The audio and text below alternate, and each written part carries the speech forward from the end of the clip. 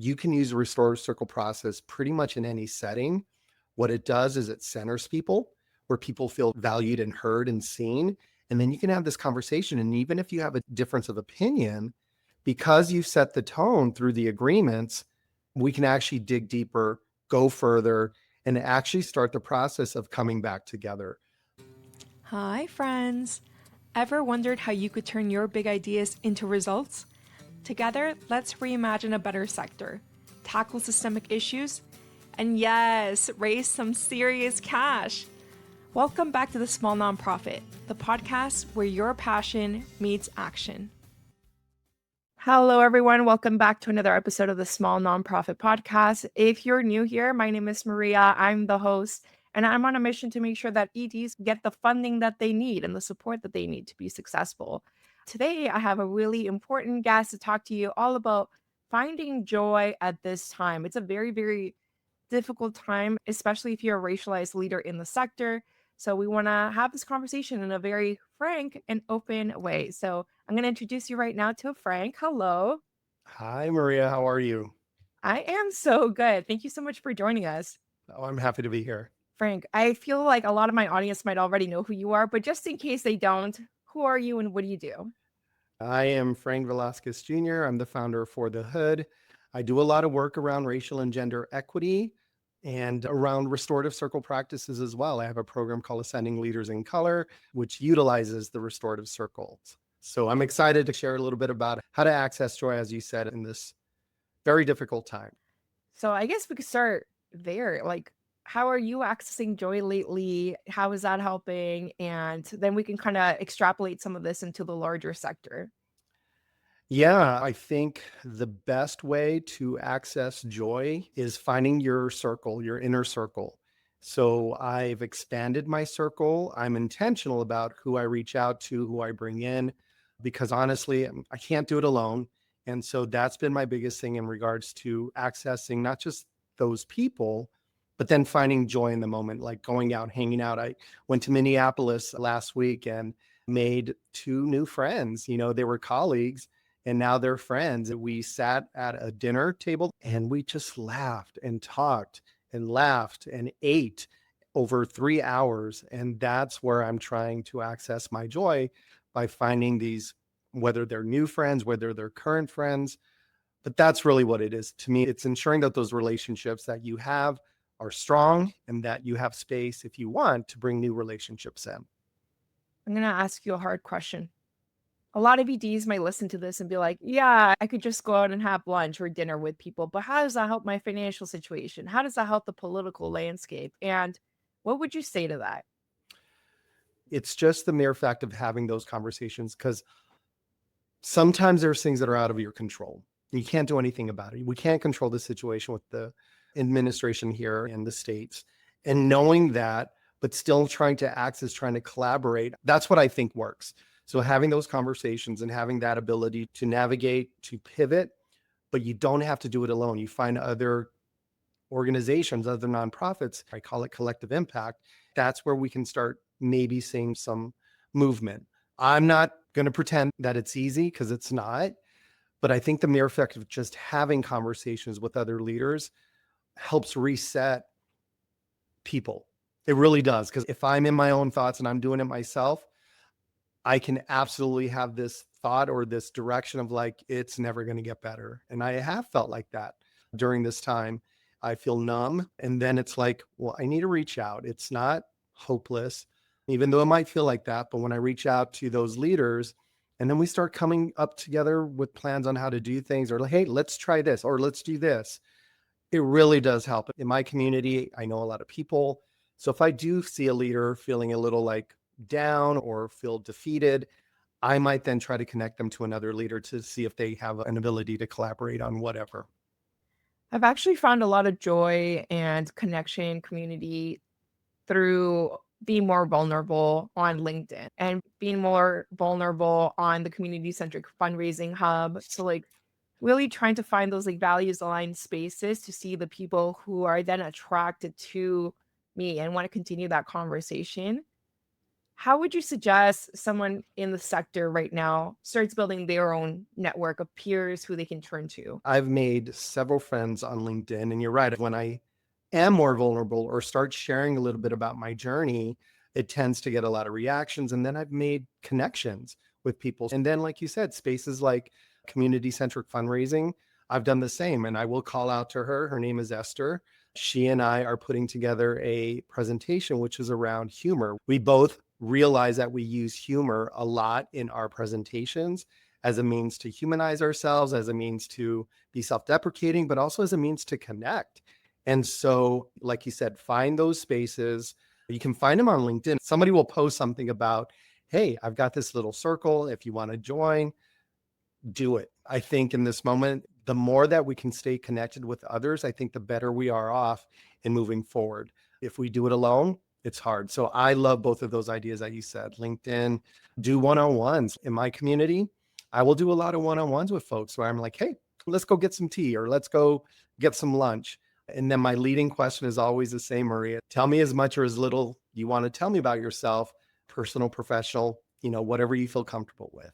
And then that usually gets to start this really nice conversation. Okay, I have another question for you. So I love the vulnerability aspect. I love the humor aspect. Some of the things that I've noticed is that some EDs might feel a little bit hesitant to be vulnerable or humorous because doing those things almost opens you up to be judged a little bit, right? And there's so much pressure to be perfect as a leader in the nonprofit sector, not really be open with any challenges that you might be facing because your board might find out or your staff can't hear it, or, how would this other ED ever relate to what you're going through? And I think that that's killing a lot of like the authenticity of building connections. I feel like that's keeping EDs a little bit stuck. I have this program. One of the topics that we talk about is the bias of professionalism. And so you mentioned a couple of them, the expectation to be perfect, the expectation to be quote unquote professional. That's not how most leaders of color lead. We bring ourselves forward, and when those things are capped or shut off, then we're not leading to the best of our ability. And so what I would say is any leader, not just leaders of color, but to try to quash those things. I had that experience with the board, thought I wasn't being professional because I don't know, I was being too funny or something. And I had to push back a little bit. And what I mean by that is I can't lead the way I know that I can lead best if I'm concerned about being professional, if I can't be who I am. Somebody said, if you lead a certain way and you're expecting people to follow you and you're not being vulnerable or authentic, that's a challenge. But if I come to you and I say, hey, Maria, tell me about your family. How's your husband doing? How's this? How's that? You start to feel a connection because you know that I know about you. So then if the time comes and I say, all right, we got to go this direction, there's going to be a more aptitude for that person to follow because they know that I truly care about them. Yes, there's going to be a pushback, but I do feel like there's a movement because the demographics of the workplace are shifting. That may not be as much of a hurdle as it used to be, but I'm not saying that it isn't, because it absolutely can still be a hurdle, but it's something that I think absolutely helps lean into our authenticity. I feel like this time too has been really hard when it comes to energy levels because you're like fighting fires over here, then you're watching the news and that's emotionally exhausting. And you might have, family or caretaking responsibilities, that kind of stuff. So I see that as another kind of barrier of like building these connections and finding that joy in that community. Would you suggest like a one to many approach, so you can try to build connections one to many, or a networking event, or more of those more intentional one-to-one relationship building? I think it depends, but I do think some level of a combination of those things, not just one or the other. Absolutely. I fully would say celebrate. Even if there's things that don't feel like you're celebrating, but at least bring joy to the people that you work with. It could be pretty much anything. And then the one-on-ones really are just a way to get to know somebody a little bit better, a deeper engagement with the people that you work with. I really do like the celebration parts and joyful events that bring people together. Think about like Halloween just passing. I went to the community food bank here in Arizona. I'm walking past some of the doors. One department is all dressed in like grease. We see not as much food coming into the food bank. So they're already dealing with so much stress that if we just lay in that, it's not helpful. And so that's why when I walked into that space and you see the whole grease, you know that they're trying to find that joy in the work that they do, because we just have to. And I think I shared this with you, Maria. I noticed myself when I was like going on podcasts, I was like super serious. And then you and I had the conversation. I was like, I don't want to come off like I'm this super serious dude. Yes, the work that I do is serious, but that's not a reflection on who I am as a person. And I think that's where we have to find that joy, or at least release that joy, so that others aren't feeling the levity and the heaviness of the work that we're doing. If we can find those opportunities to be joyful with our team and with the people that we work with, donors, volunteers, whoever, it's only going to make us be able to move through the work in a much better self-care kind of way. Thanks for sharing that example of the Halloween party, because I was also thinking, like, can leaders do this internally, right? But something that example illustrated is that it's very intentional. You need to put some time and energy behind it. It does take time and energy, but it really made me think of that quote, the grass is greener where you water it. So if you never put any energy into building these communities external to your organization or even internally, then it's not going to improve. Like, you're going to be at the same spot. In regards to your work specifically, how do restorative circles come into play? I think they come hand in hand. Before I even knew what restorative circles were, Maria, I was creating them. I do a lot of small group facilitation. I used to lead a book club. And so that was kind of the beginnings of what a restorative circle is. I just didn't know what the name was. It's really just a matter of intentionality. Let's say you have 10 to 15 folks. We would literally put our seats in a circle, and then we would have an intentionality of saying something like, name 2 emotions that you're feeling in your body right now. That helped center the circle. And then the other thing that I would say, in addition to centering the circle, is we came up with agreements. Anytime that I want to demonstrate what a restorative circle looks like, I will start to establish the circle. I'll say, oh, I tend to use my notes. I have a commitment to being authentic. I ask, if you're okay with this, give me a woo woo. And everybody's like, woo woo. And then I ask them, what would make today successful for you? So they don't even know that I'm creating agreements. But what that does is it brings everybody into the space with some intention, and I have their attention. And I think that's the beauty of the restorative circles, is that you could almost have any conversation if you set the tone for how it's going to go. So I did one recently. I did it for an organization, an electric utility company in the Phoenix area. And somebody brought up single fathers, Latino fathers raising boys. And they said that they're not going to protect them. They need to know how the world is, and they're not going to be there. And I wanted to get people's reactions, because we had different reactions. And that was that conversation. So it really was just about how to deal and how to facilitate and how to work when you have people with different agreements. There's this divide. And so I wanted to emulate that through that type of storytelling. I did a different session utilizing restorative circles at the community food bank. And I just posed the question, share with me your favorite memory around food, like a favorite memory experience that you had around food. And again, I used the same process. We did the shared agreements. We did the emotion check-in, and then we had this rich conversation. You can use the restorative circle process pretty much in any setting.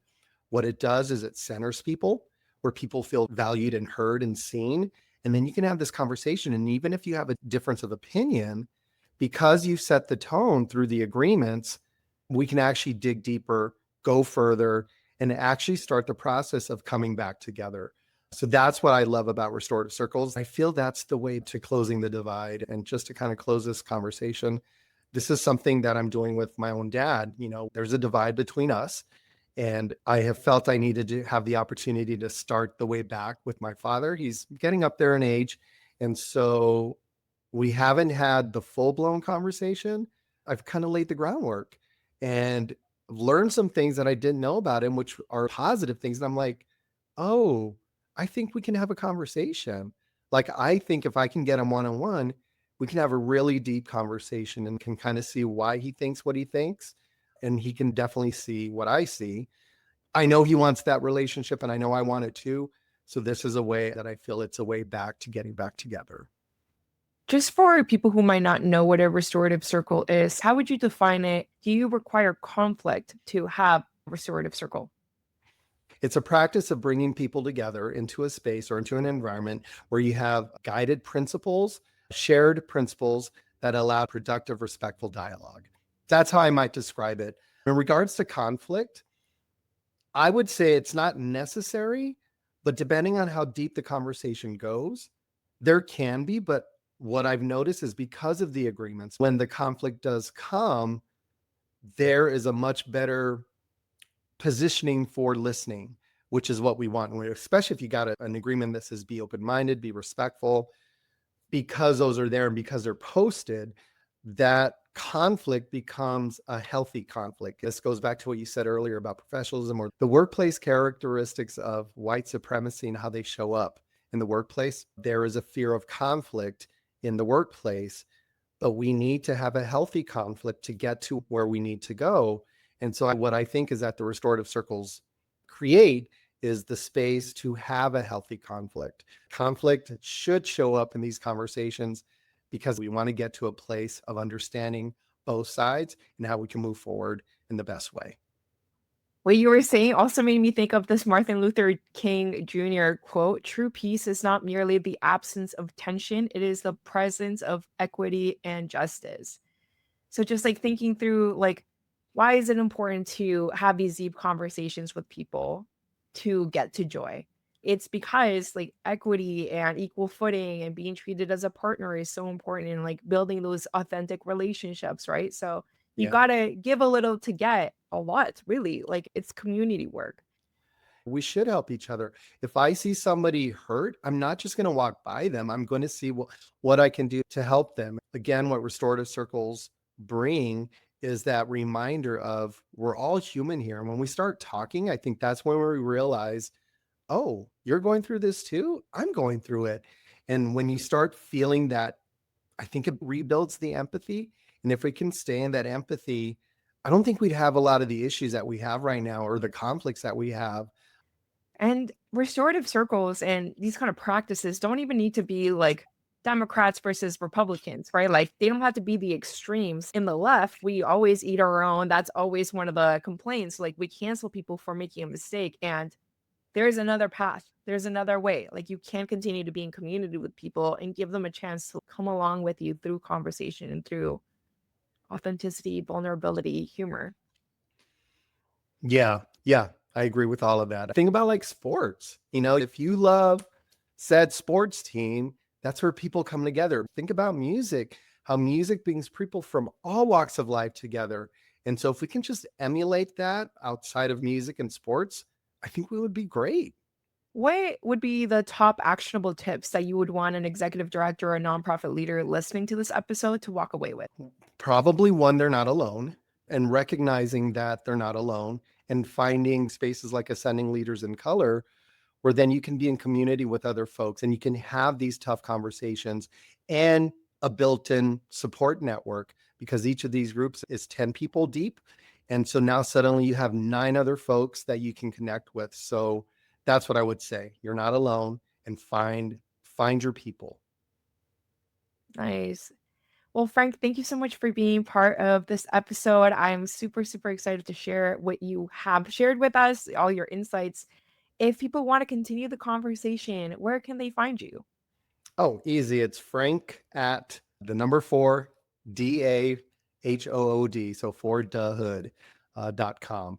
That's where they can reach me or visit the website forthehood.com and connect with me through there. And I'm also on LinkedIn too. Great. Well, thank you so much for being a part of this episode. And thank you all for listening to another episode of the Small Nonprofit Podcast. As always, if you would like to see our lovely faces, this episode will also be posted on YouTube. But that's it for today's episode. I hope that you check out Frank's work building community and being in touch with peers and really get out there a little bit. I know it takes some energy and some time, but the benefits are so outsized to the effort and time that it requires. So I hope that you go out there and change the world. Until next time, that is today's episode, and we'll see you then. Bye for now. Thank you for listening to another episode of The Small Nonprofit. If you want to continue the conversation, feel free to connect with our guests directly or find me on LinkedIn. Let's keep moving money to mission and prioritizing our well-being.